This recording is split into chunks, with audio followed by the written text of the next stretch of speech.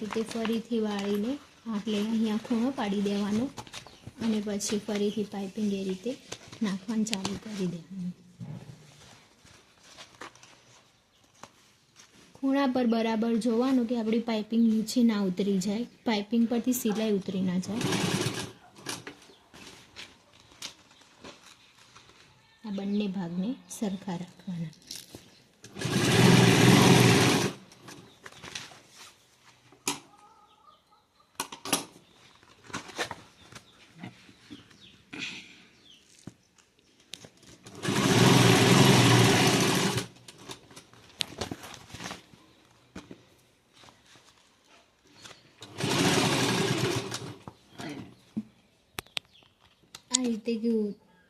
आ रीते आपणो एंड आवे, पट्टानो एंड आवे त्यां ऊभुं राखवानुं, त्यां सिलाई करवानुं बंद करवानुं।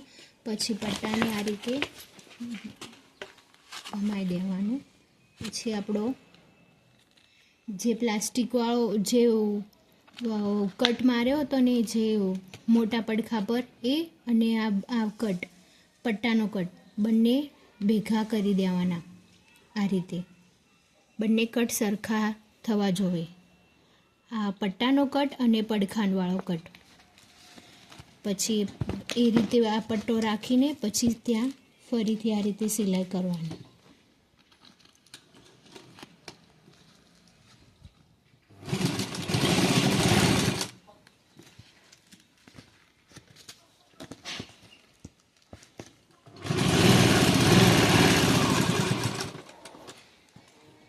જ્યાં પટ્ટાનો એન્ડ આવે ત્યાં સુધી સિલાઈ કરી દેવાની।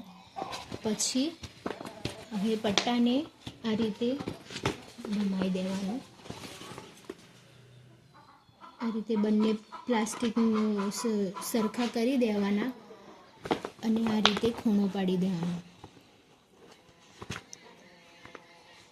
ખબર રાખવાની કે બંને પ્લાસ્ટિક સરખી જ રાખવાની। આઘા પાછી છે ને તો આપણો સ્ટોરેજ બોક્સ દોઢો આવશે, એટલે સીધું રાખવાનું। આ રીતે પાઇપિંગ આપણી સાઈડ ખેંચીને મારવાની।